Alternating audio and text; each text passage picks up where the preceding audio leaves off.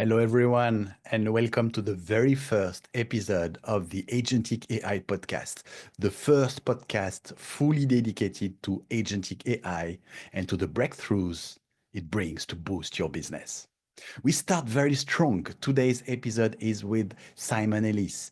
He is the head of AI transformation at Pet at Home. Pet at Home is one of the rare companies in the world to have scaled agentic AI transformation. So in this episode, you will learn real-world agentic implementation challenges and how this leading company is solving them, scaling strategies to pull you ahead of the market, breakthrough KPI frameworks that measure real business impact, not just technical metrics, practical recommendations and tips for companies at different stage of your agentic AI maturity. Please consider subscribe to our channel and please give it a like. And please let us know in the comments how does it align with your own agentic journey. And don't forget to read our best-selling book, Agentic Artificial Intelligence, for more insights. Let's dive in now. Hello there. This is the Agentic AI podcast. I am your human agent, Andy Therai, along with my international agent, Pascal Bornet. Today, we have Simon Ellis as the first guest for our opening episode. He was also actually featured on Pascal's recent Agentic AI book as well. Simon, welcome to the show. Thanks very much, guys, for having me. Appreciate it. Thanks for coming on. So why don't you tell us who are you and what you do? And more importantly, the reason why we caught you particularly in here is because we are a big organization doing a lot of cool stuff in AI. Would love to, particularly Agentic AI, love to hear. Yep, cool. So my role, I work for a company called Pets at Home. They're a UK-based pet care company. We have over 450 pet care centres and veterinary practices across the UK. My role, I've got one of the coolest roles in the business, if I'm perfectly honest. I'm head of AI transformation and enterprise architecture. So I have a small team that's focused on AI innovation and looking at how we can apply AI technologies across all the lines of business, whether that's retail, whether that's healthcare, whether that's beauty and grooming and our sort of pet club. But I also combine that with an architecture function. So for me, it's important that AI is just part of the technology landscape, but it can really make a difference to our business. Amazing. Simon, can you tell us how you came to this transformation? What were the first steps? Did management have a role in this transformation? How was it launched? When was it launched and how was it? It's in dim and distant past now, Pascal. It feels like the rate of pace of change in this space is so incredible. We're really lucky. We have an executive board and a non-executive board. We're a PLC in the UK, so we've got a non-exec board and a executive board. Our chairman was incredibly passionate about AI, and particular, we've been using AI itself. AI is a suitcase term, right? So I was working in artificial intelligence 25 years ago in the defense sector. So that it's not new. It's like the latest trend over the last 80 years, right? Natural evolution. A natural evolution. It's a little bit of an exponential curve these days, right? Or double exponential. But we had a chairman and a board that were kind of enlightened, that basically understood that particularly the transformers and generative AI was something that was going to disrupt business. So very much saw it as kind of like the next industrial revolution, comparing it to when the car came out, how quickly we went from horse and cart to cars.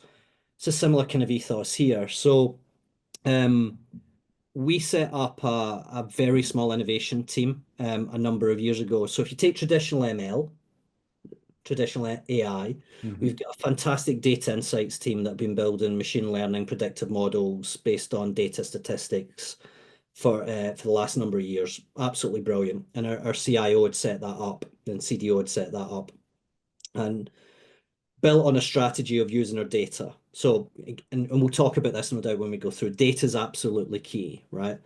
So there's been a big transformation at Pets about how we bring our data together and our unique data sets to serve our customers and our colleagues. But equally, this new thing called ChatGPT that everyone's, oh, what's that? We kind of sat down, we worked with the boards, we looked at how this could impact our business, and what we agreed to do is set up a very small innovation team to begin with. And our job was effectively to experiment and separate the wheat from the chaff. You know, Mhm. you guys will have seen it. If a piece of software doesn't have the phrase AI in it, it's not a piece of software these days, but Yes. what it really has in it can be different. So we started a couple of years ago on that journey. And at the beginning, we had to custom build everything because there wasn't really a lot in there. And if you remember when we spoke before, Pascal, one of the first things we actually looked at, we took the decision to look at the clinical side of the organization. Because one of the key things we wanted to know was, are these large language models safe? How in a clinical world are they?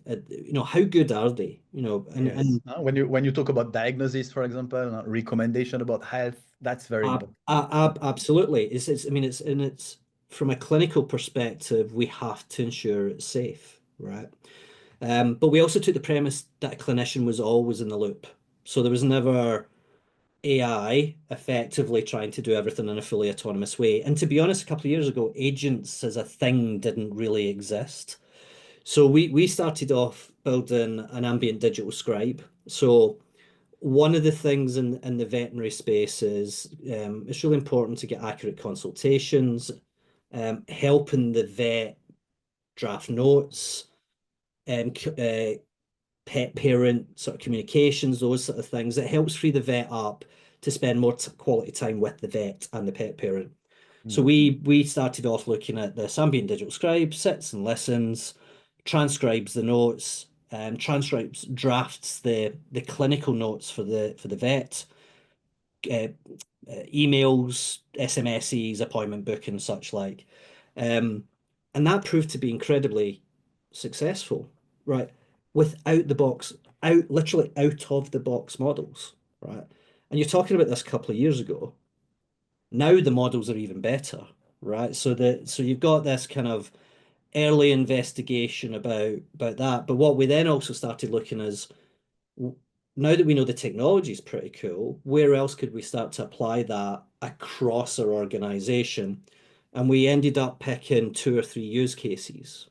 And it's really important. You'll find hundreds of use cases in your organization, but you need to pick one or two.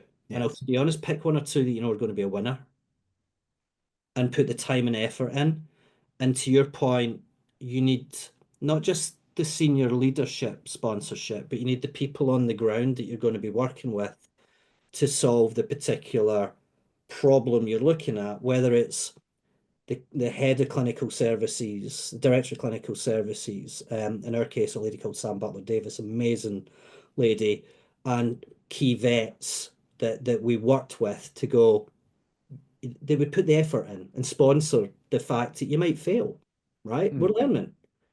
And then, we've moved on to, fraud is a particular area for us. And that's, we were the world's first to go live with Microsoft Autonomous Agents, but we got a great sponsorship from our head of online fraud, who is basically, yeah, this could make a huge difference to my business, right? So the thing you've always got to remember is when you're doing these is the so what question.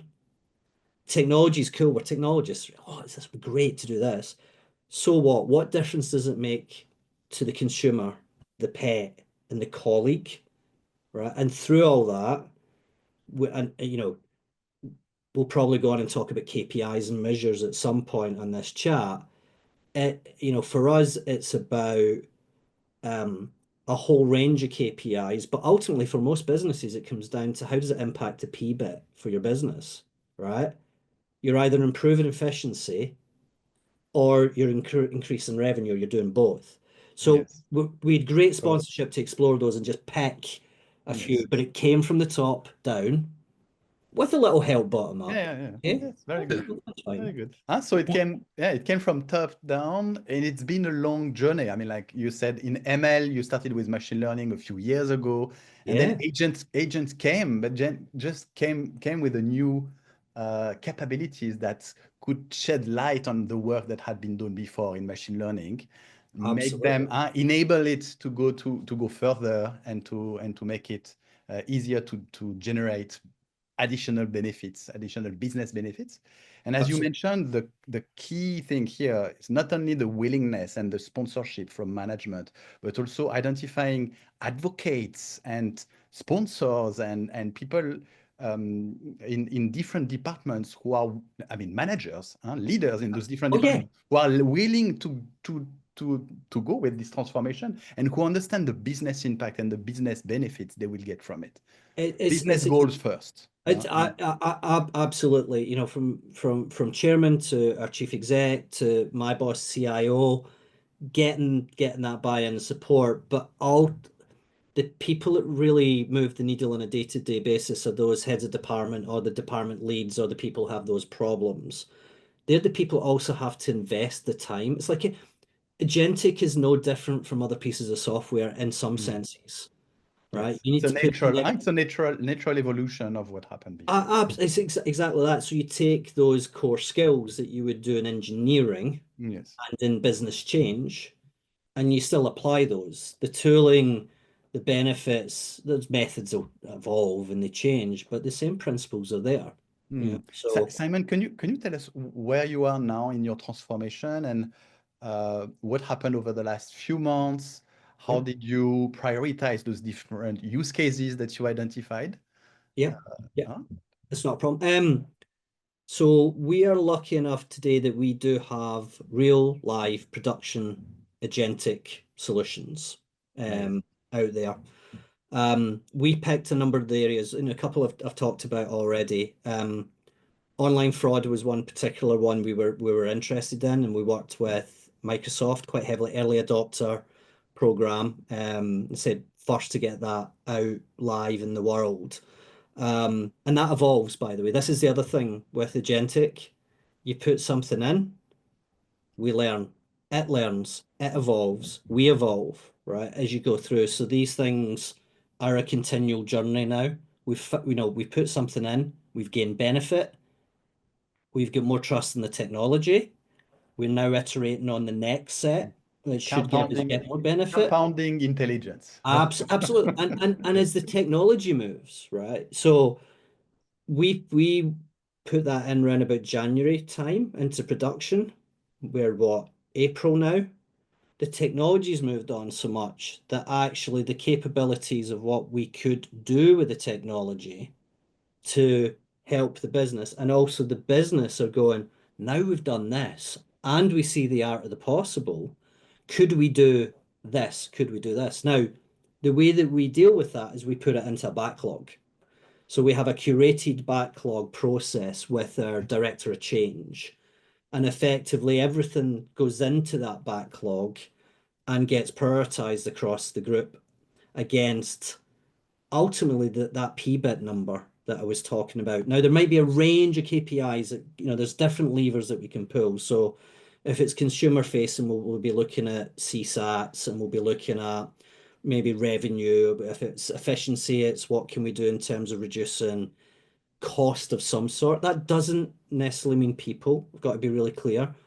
Our policy is very much about creating assistants, digital assistants for our colleagues that So sit it's alongside. augmenting. It's about It's augmenting. augmentation. It's absolutely that.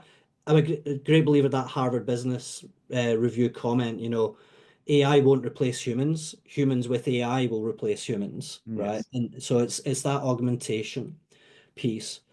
But we focused on, as I said, veterinary care. We looked at back office, support office. But what we've also deployed and is in production, is in our stores today, is a retail assistant. Now, a retail assistant sits and it's on, we have a single device strategy. But rather than colleagues now having to remember lots and lots of data or having to go to look up books or things about, our colleagues need to know a lot about a whole range of breeds and different types of animals and our products and our promotions and things a kind of across our estate. That's now at their fingertips. It is literally at their fingertips on the device where they have this digital assistant that allows them to access operational content, promotional content, etc. And we talk about evolving. So we've got that deployed. We're now looking at different modalities. So we have headsets in store. So now we're looking at, rather than them typing, they just talk. Ultimately, it's about making them more efficient, giving them all the intelligence at their fingertips, and spending more time helping our customers, the pet parents and the pet, serving them. We want the people and our colleagues in our store to spend more time with the customers to make sure that the customer has the best experience possible. But the side effect is so does the colleague. It's less stressful, it's more efficient. So there's so much that we go to, but ultimately it's all based on this funnel of prioritization and assessment and the different KPIs that we'd look to measure as a business. Excellent. So So less time computing, predicting the inventories, managing the stocks and so on, and more time with their clients. Thanks Yeah, to Agentic AI. and we'll have AI doing the stock prediction and things in the background. It doesn't need the Exactly. human to do that. It's like the Exactly. human is speaking to human. That's the key. Exactly. That's the key. let me go back to because you mentioned the agent multiple times here, and then you also talked about the agent, the word and the capabilities have evolved over the years, Yeah. right? Yeah. So let me start off with a basic question. How would you define an agent in your organization? But more importantly, how do you explain that to your executives? Because they still don't understand what an agent is and they're confused. One is your executives who are sponsoring you. The Yeah. other is probably the users, the practitioners who will be using it. How do you define all of those things? Could be It, complicated. it can be. And I think as a tech industry, sometimes we're very good at complicating things. Buzzwords. Buzzwords, we like a buzzword or a three-letter acronym or two as we go through. For me, it's the way I always describe an agent. An agent is an intelligent system that shows a range of capabilities depending on what we do. Right. Mhm. I always simplify it down to kind of three different types of agentic technology, and it pets at home anyway. We have got question and answer agents that will go and get Mhm. information for you and will present that back with a level of creativity or not, depending on the problem area that we're potentially looking at. So you're talking about RAG based, there's an acronym, right? So retrieval Yep. augmentation. We're Yep. going to get the data, we're using our data. Mhm. And this is a fundamental point actually I'd like to make, which is we talk about data, but it's actually about knowledge. Right. Right. If you look at machine learning, that is about data. That's about numbers. That's about sales. That's about stock levels, as Pascal, we're just talking about there. When you talk about agentic, it's as much about the knowledge, the process, right? The institutional knowledge that Yep. is either documented or might be in somebody's head, right? So for me, an underpinning of agentic success is actually going back. I remember the MBAs 20 years ago. We all used to talk about knowledge management, right? Knowledge management was a big thing. Mm. That's kind of lost, right? Everybody thinks you throw documents into SharePoint and that should do knowledge management. It's not. Anyway, I digress a little bit. But coming back to it, there's that kind of first phase of agent, which is I'm here, you'll give me a question, I'll find information, I'll come back with something for you. Right. We know these are the chatbots. You've Yep. then got task-based or Right. task-oriented agents who are going to do something for Yep. you, but you are still in control of that agent, right? So it might be a digital assistant, you're telling her what to do, but it's going to do an action somewhere in your ecosystem. And then the third level is autonomous, where you effectively give the autonomy to that agent to do something based on an event or signal within your enterprise. So I always kind of say there's these kind of three different types of agents, and depending on the problem, right, some of these will be applicable. But the interesting thing for me is, and this is where sometimes tech renames things. So I also see a lot of people, I don't do this, but a lot of people talk about almost like RPA being agentic. That's automation, right? It's Mhm. not necessarily smart automation, but it's automation. And you see the RPA players starting to come in with the AI plugins for their automation. So it could be autonomous, it could be goal oriented or task oriented. It can support decision making, but there's a range of a broad school of agents that can be deployed to support. And then you can layer that and layer that architecturally with agent to agent talking. We're starting to get to the point where it's not just one, there's actually orchestrators of agents that allow you to do different tasks, right? The So multi-agents we can scheme. multi-agent, yeah. And I'll be honest, that's the cool stuff that is coming on the horizon. It's kind of starting to get there, but there's a level of maturity where even though we've got literally agentic technology deployed at pets at home, agent to agent, we're not there yet, Mhm. right? Can I see it on the roadmap? Yeah, but it'll take us a bit of time. But I normally categorize it as those, which is to MD we're talking about is these are the three types of agents, depending on the problem. We've got these options and we've got these technologies to support the creation of those. Actually, it's interesting you mentioned that. I just did a webinar last week, and when I was defining about agents, these are the three similar points that I made as well. The first one has to be your agent. The type of agent should be able to understand. That's the knowledge you are talking about. It should be Yeah. able to understand from the data and then know change and understand what's coming in. How do you change it? The second one would be know how to make a decision with that data, because knowledge doesn't mean anything unless you know what to do with that. So Correct. that's a second type of agent who will help you decide. And Yeah. then the third agent would be the one that will actually execute. So there are three kinds of making a decision and executing it. You can fully automate it.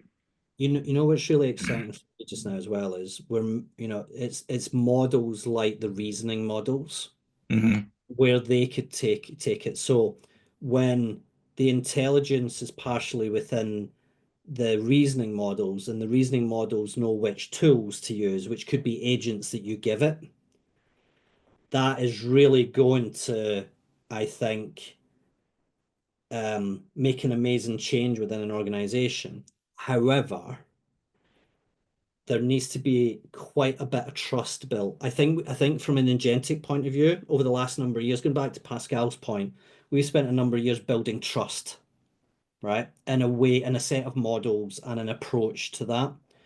These new waves of reasoning models, adaptive, test time learning, all this kind of stuff, these models are so powerful. How do you test them? How do you get that element of trust? So there's this next wave, I think, of work, which is quite similar to the previous, right? So I think you'll see people adopting research and analyst type deep research bot. It's almost like Mm. a mix of that first type of agent and the kind of third type of agent as we go Mm. through. But that to me is going to be really exciting over the next 12 months is that space matures in a multi-agent Definitely. architecture. Very exciting, definitely. Definitely. Hey Simon, can you tell us about the current use cases that you have in production and Yeah, what is the vision for the future? How do you scale this? Because getting an agent working okay, yeah, many companies are there, but how yeah. do you get it to be used by several people in the company? And how do you get to the next use cases being built all I, this at I, scale? I think it's a great question, and I think the answer's multifaceted. So we set up this little innovation team to begin with, and the innovation team could try these technologies, could build some of the early use cases. But the point that we're reaching now, so we've put the fraud solution in, we've got the retail assistant in store. Um, We're looking at something for the contact center deflection and things like that now. But for me, part of this is still working within what I call some of the traditional IT ecosystem as well, where we want to be able to make sure we can hand these things over into engineering functions where appropriate, and it can be well engineered and productionized, all the various things about scalability, testing, performance, etc. Then goes into a service, so we put the right service wrap around it, it's engineered and deployed correctly. The thing that I find quite interesting just now, again, I'll use Microsoft as an example. Several weeks ago Microsoft, I think, made quite an inspired move where they made the M365 Copilot chat free for the enterprise, but they also enabled agents, and they also enabled users to create their own agents with a no-code tool that is built in. I think when we talked previously, Pascal, one of the really differences for me about why AI is different now is it's democratized. Yes. If you go back to it, when I was working in AI first 20 odd years ago, it was on multi-million pounds kit with multi-million pound software. Only big enterprises or defense companies I was at the time could afford it.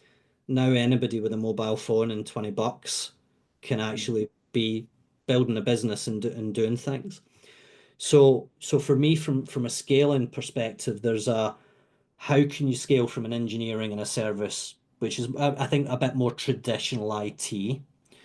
And then you've got the ability to scale within the organization and give them access to the tools that allow them to build their own agents.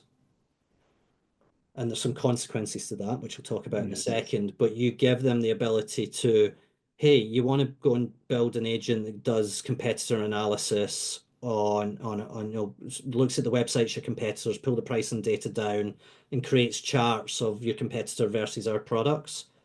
You can do that now with Copilot Studio free with M365 chat. Great.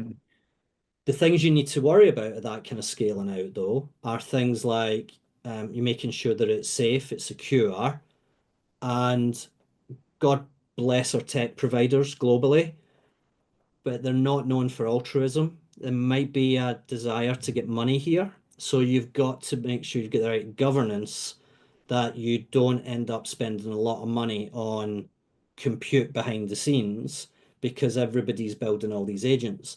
And if MDs ever use Microsoft Teams or Slack or these things, they build, and you have hundreds of these things that are suddenly unmanaged. Yes. So one of the things we're working on is enablement for our particularly our support office staff and our skilled and store and practice staff, an enablement program that trains them how to use, in this case, it will be M365 Copilot Chat, how to create low-code, no-code agents without Copilot Studio, because it comes within the web, actually comes within Teams now, comes with an Outlook, it's on the web, it's on the mobile app, it's all there. So training them to do that and making sure we get the right governance, data leakage prevention, security around that, which if you've got good enterprise practices in at the beginning, identity and access management, joiners, movers, leavers, multi-factor authentication. If you got all that in place, that's relatively easy to do. Yeah. So there's different ways to scale. And then related to that, though, when you talk about scale of delivery of enterprise grade solutions as well, goes back to that backlog. It's working with the different parts of the business, the ideation, creating the ideas, creating that funnel, and prioritizing that. But we have an ethos. We only do 3 at a time. So we don't do hundreds. We only You control do. it. Yeah, and we do. So for those that are doing the low code self-service, they're at the coalface. They will know the problems better than we would in the center to be able to go and create innovative little agents that go and do things. The ones that need the enterprise data that's going to need more engineering, that's where we would work on the funnel, because it's going to need a business case investment, because it's going to need maybe different suppliers or different bits of technology it comes in and effort and a project wrapper around it. but we deliver a set of innovation with engineering and service as well. But what we're also doing is working on the next set of backlog. So you've always got this wave of projects that are going on. So we've delivered 2 or 3. There's one in flight. We're already looking at the next wave now. What's the next 2 or 3? Go to the boards, get sign off for the investment in the business case. Because if it doesn't have a business case, why are we doing it? Right. Definitely. Right. So that is it's basics, just some of the Billy basics, doing those really, it's a British expression, sorry, but just do some of the basics brilliantly, which Yeah. is create a business case, make sure we can measure it. There's proper KPIs and benefits out of it. Take it to the board, get it signed off, deliver it, measure it, learn from it, evolve it if you need to evolve. But we're not short of ideas. It's making sure the ideas are good enough and they make enough of a difference to the business and our pet parents and our pets fundamentally. Right. So So let me ask you a different question. You have seem to have mastered the ideation phase yeah. as well as the sort of an control execution phase of that ideation. Mhm. But one of the major issues that I've seen companies struggle with, particularly AI, agent AI as well, is the fact that the current KPIs and metrics and everything for enterprises are set up in a different way. Your dashboard is the measure of metrics, everything is for the deterministic software as we had for last 30, 40 years. Yeah. Now, for the first time ever, we are introducing the probabilistic software of AIs and agents into the mix. So how do you measure the KPIs properly? How do you explain to the executives there's the KPIs working? Do you have to change it? That's a bigger issue that I see with a lot of enterprises. It so our chief exec's brilliant at this, right? Um, so when we started the journey, part of it we would be quite how would I describe it? Some of the KPIs were kind of the same as we do with traditional AI, right? I mean, we look at some traditional measures, but at the end of the day, she always drives it back is unless you can explain the KPIs in business terms, right? So doesn't mean we don't have a range of KPIs, but ultimately, what is it doing from a PBIT perspective to my business? What is it doing from a profitability or a cost saving perspective? Mm-hmm. What are we doing around customer success numbers? What's our CSAT scores? All these kind of things. Behind the scenes, we might be looking at how many times was that task successful? What was the quality of the outcome? What was the level of human intervention that need to happen? So there'll be a set of stats that we would be using and KPIs and measures to help improve the process of defining and refining our agentic solutions within the enterprise. But our board will be interested in how much fraud have we managed to avoid? How much loss have we eliminated that improves our bottom line by doing this? How much how many minutes have we saved in store by a colleague being able to have that, how many more minutes have we spent with the customer? How many minutes have we saved in store? Or how many hours have we saved in store by using AI to solve a particular problem, right? Because those are the measures that are important to our stakeholders, Mm. right? Fundamentally, it always goes back. Who's your stakeholder? What's important? Now, there'll be different things for different parts of our business. Success of clinical outcome from a clinical perspective might be different from, as I've said, we want to save so many hours within a store from admin. So Andy, to your point earlier on, they're spending, and Pascal, you're just spending more time speaking to customers. Spending more time speaking to customers, you're more likely to upsell or cross-sell a product or a service or make them happier, which makes the CSAT score go up, or we can sell them a subscription and then we get more the lifetime value of the customer goes up, etc., right? So you've got to be able to free the colleague up in that example to have those conversations. Right. So to me, there's a whole set of technical measures and KPIs, as well as business ones, and there's new ones that continue to come out. So as the new models and new types of agents come out, there's actually new measures, Yep. right? Yeah. How can a reasoning agent adapt to new scenarios? Yep. What's the adaptability? What is the planning horizon for a particular agent? Yes. How good is that agent at using tools efficiently, right? Because we've all, Makes sense. if you look at O3, you can ask it a problem and it will solve a problem in 4 or 5 minutes. That's no good for me if I'm in front of a customer, right? It needs to be Yes. solving a problem in seconds, right? So there is different measures and different KPIs depending on the stakeholders. The three of us might look at a set completely. of technical KPIs, but equally there's a set of business KPIs. Makes sense. Makes sense. Simon, can I ask a follow-up? We only have a few minutes left. I just want to make sure we capture this question, which is the most important in my view. What are the critical success factors that you've identified in your own transformation and that are, critical for the audience, other leaders watching us? That is a good one, and it's actually a trickier one than you think to answer. I think there's a cheeky first answer, right? One of the critical success factors is it goes back to sponsorship, right? Yes. You have to get a sponsor. If somebody doesn't believe in it within the business, you're going to struggle, right? So you need somebody that's prepared to take a leap. Buy-in. Yeah. Get that buy-in. You need to be prepared for the messy middle as you take that leap, as you move from one to the other. Try and create FOMO, fear of missing out. You do that by getting success. So the critical success factors would be don't try and do everything. Pick 1 or 2 problem areas where there is clearly a business case, first and foremost. It's not just cool technology. You have the sponsors and the sponsorship and the ability to invest time and the ability to accept not disappointment, but the ability that it's not going to be perfect because it's new. Yeah. And it's going to be what I would say to anybody that's listening is don't be afraid of it. Try it, but it's a journey. The technology itself is a journey.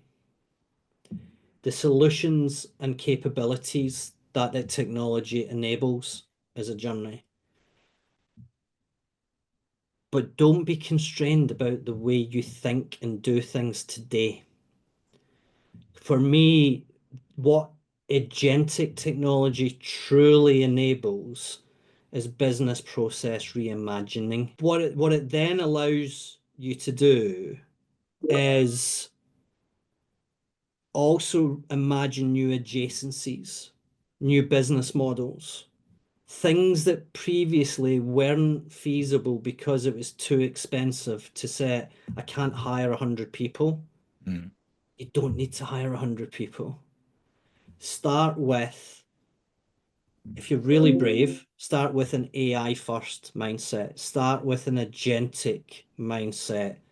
Add people in, not start with people and bolt agentic on. That is painful to think about for a lot of people in so many different ways because we are institutionalized over 20, 30, 40, 50, 60 years of I need people to do things. Actually, The mindset change first. absolutely. And I can't remember who came up with the phrase first that IT is going to be HR for agents. Now, I always thought it was a little bit cheesy, to be honest, when it first came out. But actually, it's not. If you're working at that level where you were agentic first, your operations team, and that might be IT, it might not be IT, it might be operations, depending on how far you go within organization, low code, no code, and all these sort of things. And it'll evolve over the next couple of years. They could just be managing a set of agents. I don't think we're there yet. Don't get me wrong. You've seen the experiments of 100% agentic businesses. No, not at scale, not at enterprise scale, but you could see how you could reduce the cost to run, take away barriers to entry to a market, and do something really different. So that probably was 20 answers to your question, Pascal, rather Yeah, than yeah. one.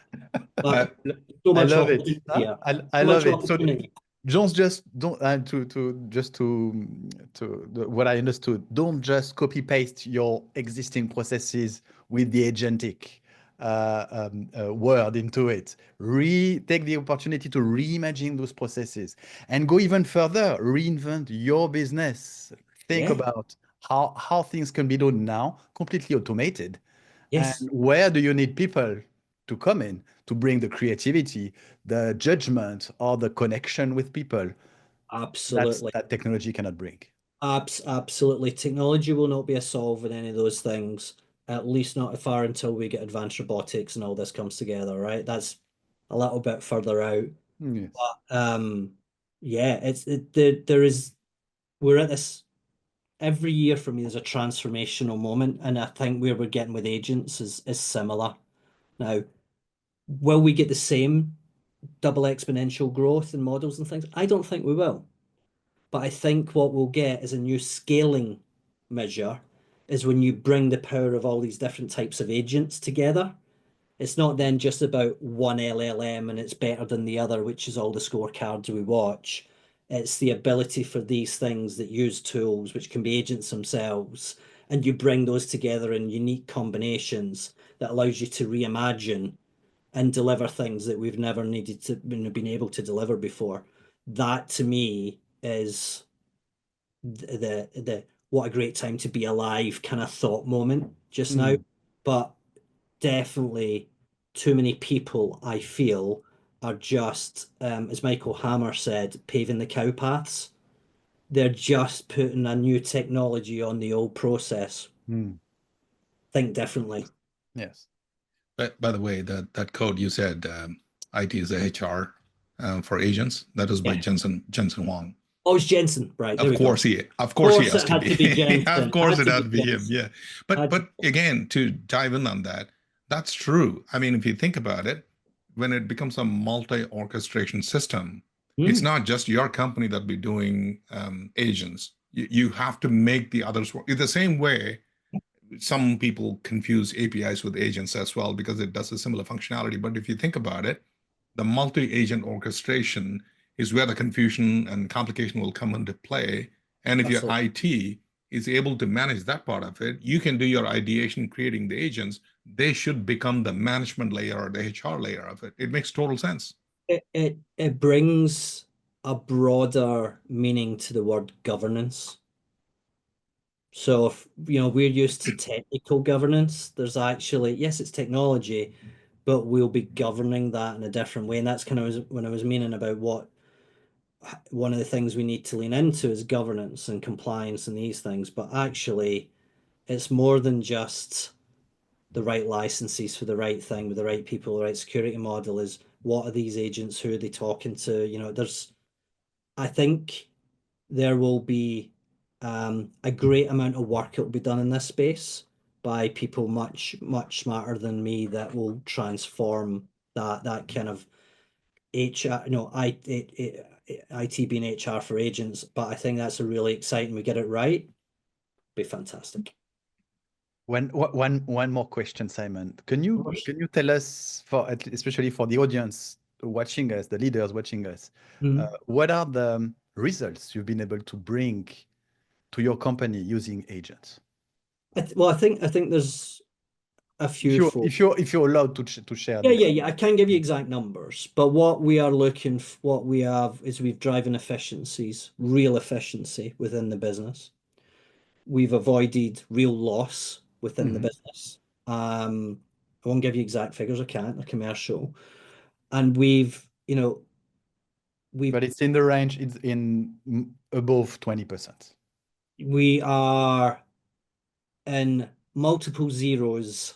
Wow. Okay. We are in the realms that, again, come back to it has to be meaningful to the business from a PBIT perspective, we are starting to see numbers that make a difference to the bottom line of the business.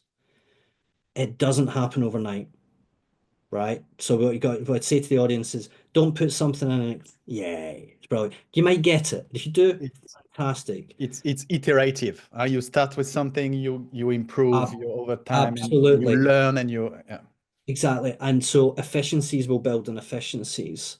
Cost avoidance or loss will build on cost avoidance and loss avoidance. Clinical, and they're not all hard benefits, right? Some of the benefits are just reducing the stress levels on colleagues, being able for colleagues to spend more times with customers. So we know freeing colleagues up to do more with customers. Yes, we can measure that. Have we avoided loss? Yes, we can measure that. Have we saved hours in store? Yes, we can measure that. Are we going to do more of this in different channels? Yes, and we're underway on those. Takes a bit of time, can take a fiscal year to get the benefit. But I would also say the cost to implement, you do not need big teams, Pascal. you told me you're like a With handful three of or four people people, in your right? team. Are we talking about two pizza team here or even smaller? It- Remember that? yeah. Well, it's exactly that, right? So the tools are powerful enough. You don't need to put massive investment Yep. to try and get a return of it. Don't get me wrong, it's still not a small investment. You're talking about a team of 2 or 3 people for a year or two. Adds up, right? We're not talking the most junior resources either. But equally, they are meaningful. But what it does start to open up, Pascal, is when you look at what comes down the pipeline, the adjacencies and what is now possible that you didn't think was possible before, suddenly you could be in the realms of new businesses and new models that aren't just tweaking a number, they are a number. Yes. Right? Well, That is when you move the needle, right? But that takes a bit of time, bit of trust, and going back learning. to your point, you have to think differently. Yes. By the way, that Very number, what inspiring. you're mentioning, if you go to the business unit leaders, BU leaders, and tell them we save 5%, 7%, unless you're a massive company, it doesn't interest them. But if you go and show them the multi-zeros, if you're talking about, major cost savings or revenue, Yeah. they're willing to fund it. You don't even have to go to the other folks. The BU folks will come and give you money. Most of our cases ideally are self-funded. You see what There you go. coming from, right? It will pay for itself in Yep. X period. And the return are very fast. Yeah, and the return should be pretty fast. So and again, I just say, try things out, and where we've done things, they aren't always in mission critical steps, but if you get it right, can make a big difference. Excellent. But we've got 3 or 4 things live. We've got so much more to go at, so it's great. So yeah, buzzed, man. It's good. Thank you very much, Simon. That was really inspiring and very, very enriching. My pleasure, my genuine pleasure, guys. Thanks for the time. Thanks for the invite. Thanks for having you. We appreciate it. Bye. Thank you, Simon. Thank you, Andy. No worries. Take it easy, guys.